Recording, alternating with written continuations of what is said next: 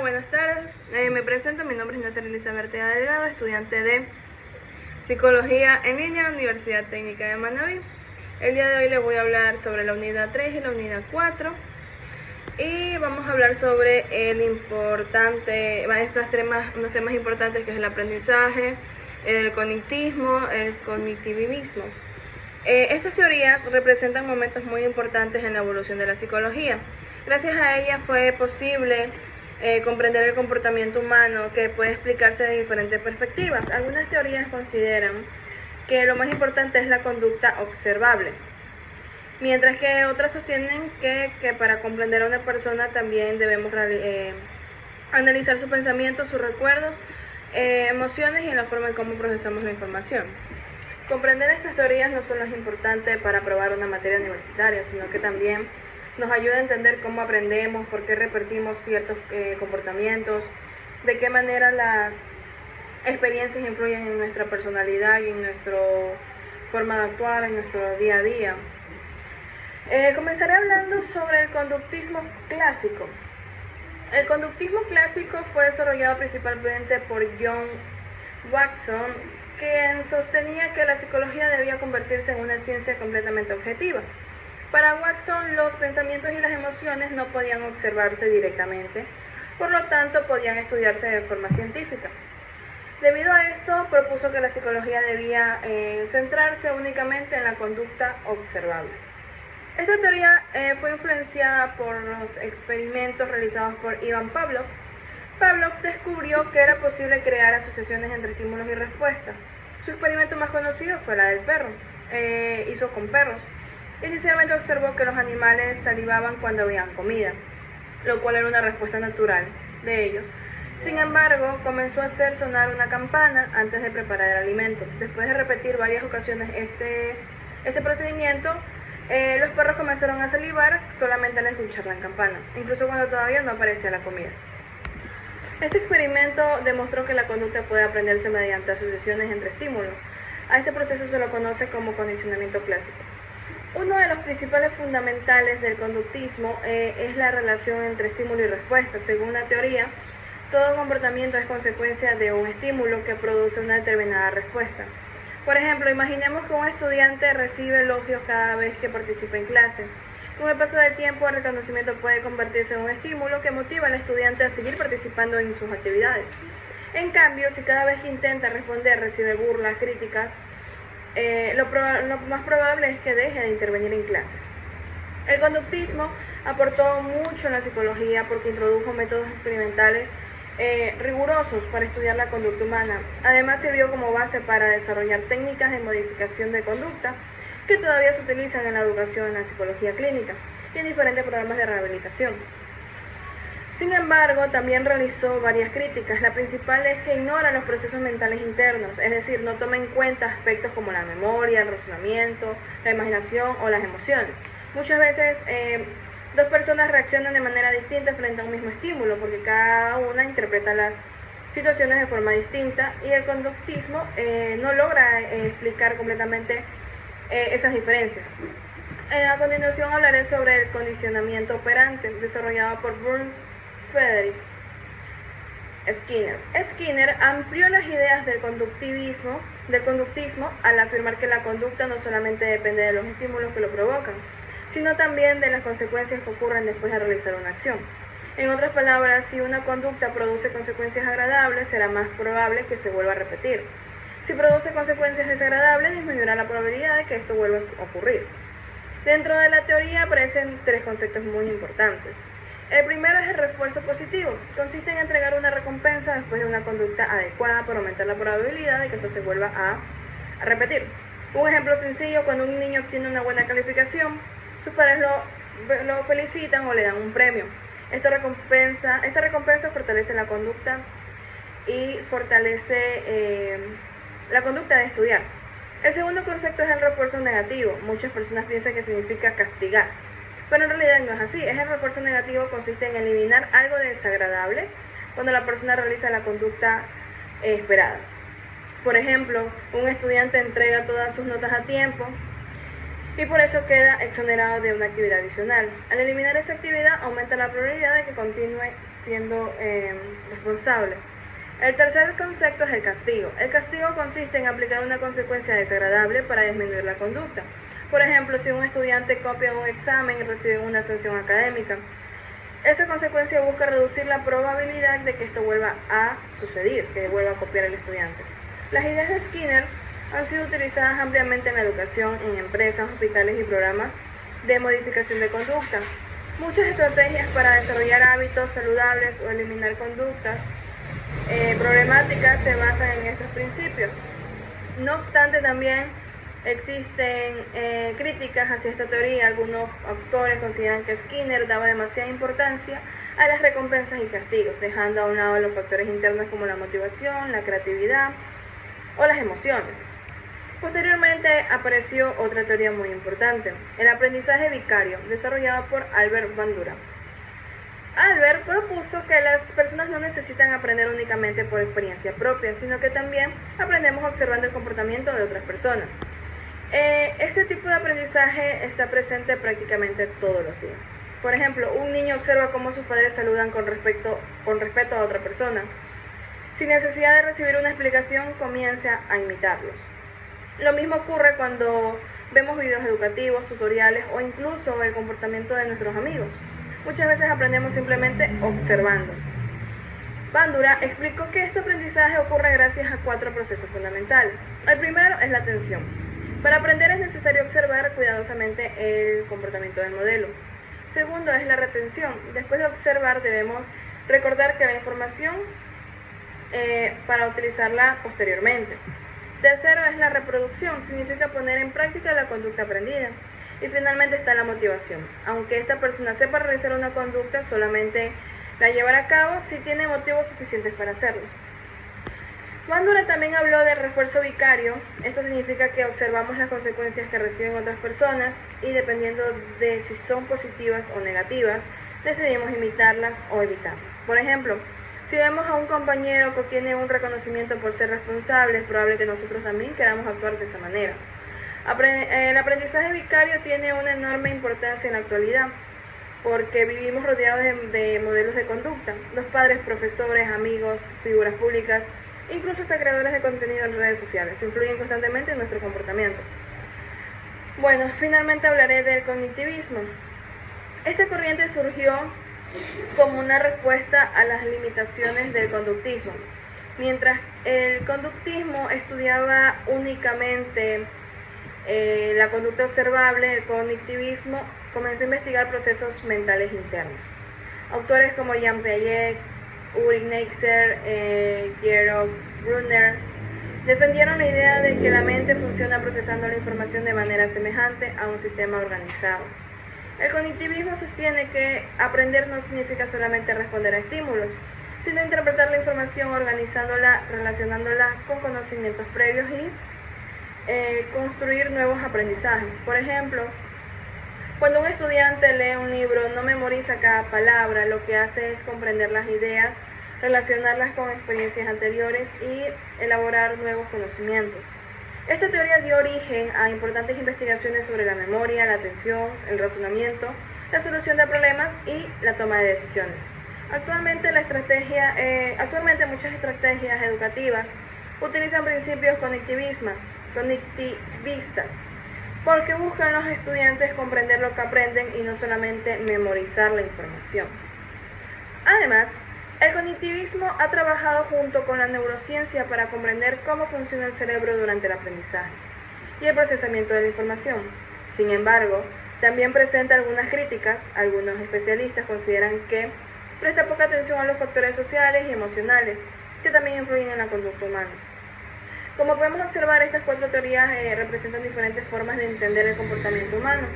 El cognitivismo explica la conducta mediante estímulos y respuestas. El conductismo explica la conducta mediante estímulos y respuesta. Skinner demuestra que las consecuencias fortalecen o debilitan los comportamientos. Bandura incorpora el aprendizaje mediante la observación de otras personas. Finalmente, el cognitivismo nos muestra que para comprender realmente al ser humano es indispensable estudiar también sus procesos mentales como la memoria, el pensamiento, la percepción y la resolución de problemas. En conjunto, estas teorías marcaron una evolución muy importante dentro de la psicología y sentaron las bases para muchas de las investigaciones y tratamientos que siguen utilizándose en la actualidad. Ahora continuaré con la unidad 4, que aborda la corriente humanista, el constructivismo, la psicología de la Gestalt y la logoterapia. Estas corrientes representan un cambio muy importante dentro de la psicología, porque comenzaron a interesarse no solamente por la conducta o los procesos mentales, sino que también por la persona como un ser integral, con emociones, valores, experiencias y capacidad para desarrollarse plenamente. Comenzaré hablando sobre la psicología humanista. La psicología humanista surgió aproximadamente en la década de 1950 y se consolidó oficialmente en 1962 como una nueva propuesta, que buscaba superar las limitaciones tanto del conductismo como el psicoanálisis. Mientras el conductismo se enfocaba únicamente en la conducta observable y el psicoanálisis daba gran importancia al inconsciente y a los conflictos del pasado. La psicología humanista propuso estudiar al ser humano desde una perspectiva mucho más positiva, resaltando sus capacidades, fortalezas y potencial para crecer. Estas corrientes no es un contexto histórico muy difícil.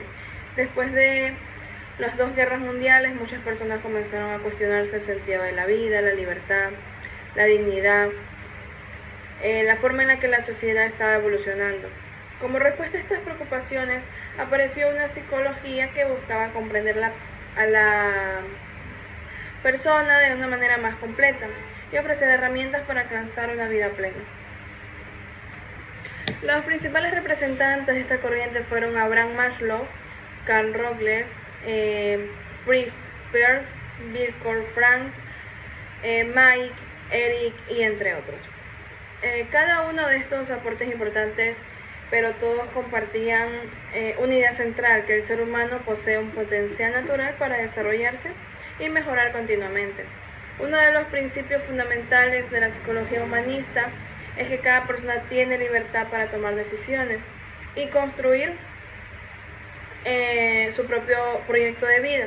Esto significa que no estamos completamente determinados por nuestra infancia ni por nuestro ambiente. Aunque las experiencias influyen en nosotros, siempre existe la posibilidad de cambiar, aprender y crecer. Otro principio muy importante en la visión holística del ser humano. La palabra holística significa considerar a la persona como un todo. Es decir, no podemos separar las emociones, los pensamientos, la conducta, el cuerpo y la dimensión espiritual, porque todos estos aspectos forman parte de una misma realidad. La psicología humanista también da mucha importancia a la experiencia subjetiva. Esto quiere decir que cada persona interpreta en el mundo de manera diferente. Dos individuos pueden vivir exactamente la misma situación y sin embargo experimentarla de forma completamente distinta debido a sus emociones, creencias y experiencias personales. Uno de los autores más importantes de esta corriente fue Abraham Maslow. Él desarrolló la famosa teoría de la jerarquía de necesidades, representada comúnmente mediante una pirámide. Maslow, según todas las personas, tenemos diferentes necesidades que debemos satisfacer para lograr nuestro máximo desarrollo. En la base de las pirámides se encuentran las necesidades fisiológicas, como alimentarse, dormir, respirar y mantenerse con buena salud. Son necesidades indispensables para sobrevivir. El siguiente nivel corresponde a las necesidades de seguridad. Aquí se incluye tener una vivencia, estabilidad económica, protección y ambiente libre de peligro. Después de aparecer las necesidades sociales o de pertenencia, no todos los seres humanos necesitamos sentirnos aceptados, formar parte de una familia, tener amigos o establecer relaciones abiertas, afectivas.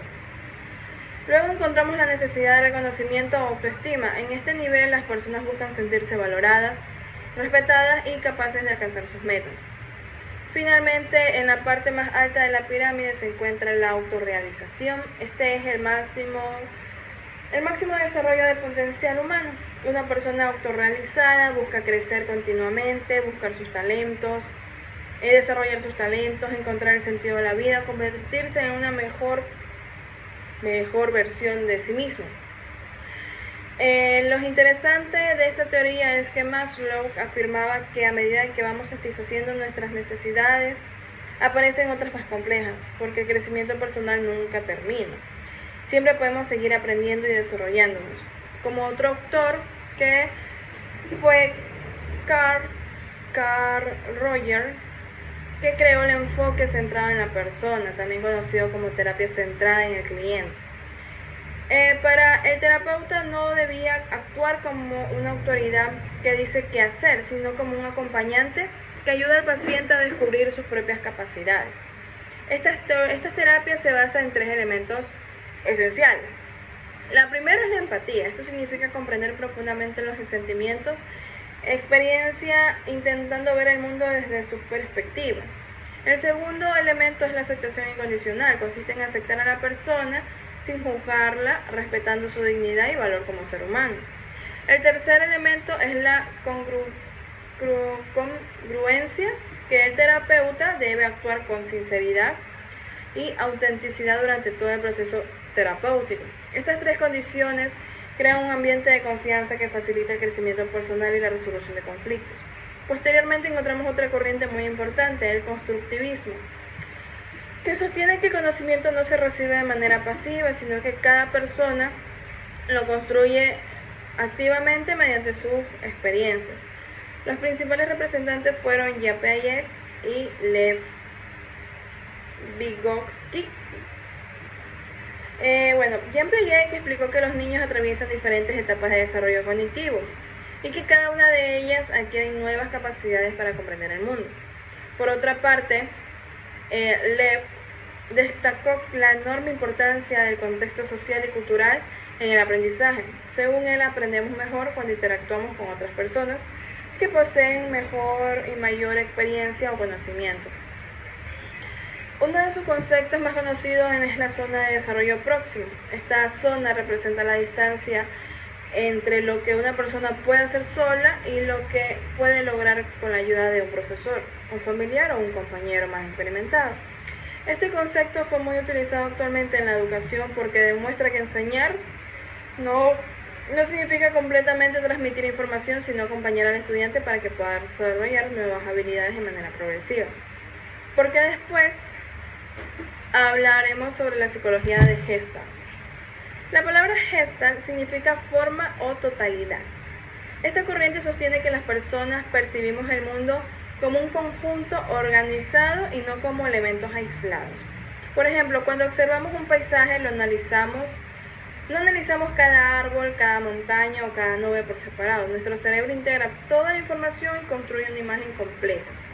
Uno de los principios más conocidos de la Gestalt afirma que todo es más que la suma de sus partes. Esto significa que la experiencia completa tiene un significado que no puede explicarse únicamente analizando cada elemento por separado. Los psicólogos de la Gestalt también estudiaron diferentes principios como la percepción, como la proximidad, la semejanza, la continuidad, el cierre y la figura fondo. Estos principios explican cómo nuestro cerebro organiza automáticamente la información para comprender mejor el entorno. Además, introdujeron el concepto de insight, que es ese momento en el que una persona comprende de repente la solución de un problema después de haber reflexionado durante un buen tiempo. Seguramente también hemos vivido nosotros esa experiencia cuando intentamos resolver un ejercicio difícil y de repente aparece la respuesta de una forma casi inesperada. Finalmente, quiero hablar sobre Víctor y la logoterapia. Franklin fue un psiquiatra austriaco que sobrevivió a los campos de concentración durante la Segunda Guerra Mundial. A partir de esa experiencia desarrolló una teoría muy profunda sobre el sentido de la vida, porque observó que muchas personas lograban resistir situaciones extremadamente difíciles porque encontraban un propósito que les daba fuerza para seguir viviendo. Por eso afirmó que la principal motivación del ser humano no es el placer ni el poder, sino la búsqueda del sentido. En la logoterapia ayuda a las personas a descubrir ese propósito, especialmente cuando enfrentan sufrimientos, pérdidas o situaciones muy difíciles. Frank defendía las ideas de que, aunque no siempre podamos cambiar las circunstancias que vivimos, sí podemos decidir la actitud con la que la vamos a enfrentar. Esta reflexión sigue teniendo una enorme importancia en la actualidad porque muchas personas encuentran fortaleza precisamente al darle un significado a las dificultades que atraviesan. En conclusión, todas estas corrientes ampliaron la visión de la psicología. La psicología humanista nos enseñó que cada persona posee un enorme potencial para crecer y desarrollarse. El constructivismo explicó que aprendemos construyendo activamente conocimientos y aprovechando la interacción de las otras personas. La Gestalt demostró que nuestra mente organiza la realidad como un todo significativo y que muchas veces aprendemos los problemas mediante procesos de instinto.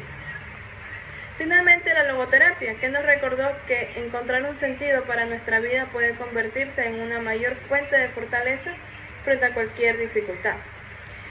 Gracias a estos enfoques, la psicología dejó de concentrarse únicamente en la enfermedad o en la conducta observable y comenzó a valorar aspectos tan importantes como la creatividad, la libertad, la motivación, el aprendizaje, la percepción, la autenticidad y el crecimiento personal. Hoy en día muchas de estas terapias psicológicas, métodos educativos o programas de desarrollo humano continúan utilizándose principalmente demostrando que siguen siendo fundamentales para comprender al ser humano de una manera más integral. Para concluir con esta exposición, considero que el recorrido por estas dos unidades permite comprender cómo fue evolucionando la psicología a lo largo del tiempo y cada corriente ha realizado aportes muy importantes, fundamentales para entender el comportamiento humano. En la unidad 3 conocimos teorías que explicaban cómo las personas aprendemos y modificamos nuestra conducta. El conductivismo nos enseñó que el comportamiento puede comprenderse a partir de la relación de estímulos y respuestas, mientras que el condicionamiento operante demostró que las consecuencias de nuestras acciones influyen en la probabilidad de repetir determinados comportamientos. También vivimos el aprendizaje vicario, que explica que no siempre aprendemos por experiencias propias, sino muchas veces adquirimos nuevas conductas simplemente observando e imitando a otras personas. Finalmente, el cognitivismo, que amplió esta visión al demostrar que el aprendizaje también depende de procesos internos como la memoria, la atención, el pensamiento, la percepción. Y posteriormente, en la unidad 4, observamos un cambio bastante importante en la forma de entender al ser humano. La psicología humanista no dejó de centrarse únicamente en la enfermedad o en la conducta observable, para enfocarse en las capacidades, fortalezas, potencial de cada persona. Autores como Abraham nos enseñaron que todos tenemos necesidades que debemos satisfacer para alcanzar la autorrealización, mientras que Carl destacó de que la importancia de la empatía, la aceptación y la autenticidad como elementos esenciales para favorecer el crecimiento personal. Además, el constructivismo nos permitió comprender el conocimiento que se transmite de manera automática, sino que el individuo construye sus aprendizajes mediante la experiencia y reflexión con otras personas.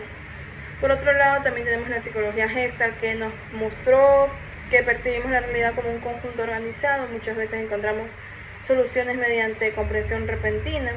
Y finalmente la logoterapia, que nos deja una enseñanza profundamente humana. Incluso en las circunstancias más difíciles, las personas debemos y podemos encontrar un propósito que nos permita seguir adelante. Esta idea nos recuerda que el sentido de la vida y la actitud con la que enfrentamos las dificultades son aspectos fundamentales para nuestro bienestar psicológico. Después de estudiar todas estas teorías, podemos concluir que ninguna explica por sí sola toda la complejidad del comportamiento humano. Cada una aporta perspectivas diferentes y complementarias. Algunas explican cómo aprendemos mediante experiencia, otras destacan la importancia del pensamiento, otras ponen énfasis en las emociones, la motivación o el crecimiento personal. Como futuros profesionales, conocer estas teorías nos proporciona herramientas para comprender mejor a las personas, respetar las diferencias individuales y aplicar conocimientos psicológicos en distintos ámbitos como la educación, la salud, en el trabajo, la investigación y también en nuestra vida cotidiana. Personalmente considero que uno de los aspectos más valiosos de estas unidades es que nos enseñan detrás de cada conducta existe una historia, un proceso de aprendizaje, una forma particular de pensar, una experiencia única. Por eso comprender al humano requiere analizarlo desde diferentes perspectivas y no limitarse a una sola explicación, sino abrirnos más allá de un solo proceso, una sola teoría. Con esto yo finalizo mi exposición. Muchas gracias por la atención y por el tiempo dedicado a escuchar mi presentación. Gracias.